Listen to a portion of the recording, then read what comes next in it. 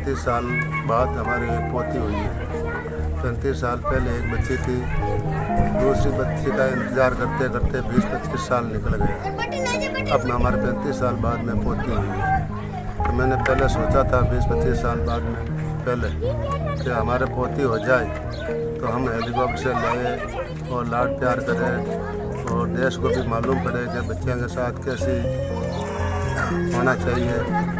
बेटी बचाओ बेटी पढ़ाओ, इसका ये कार्यक्रम रखने के लिए मैंने ये रखा है।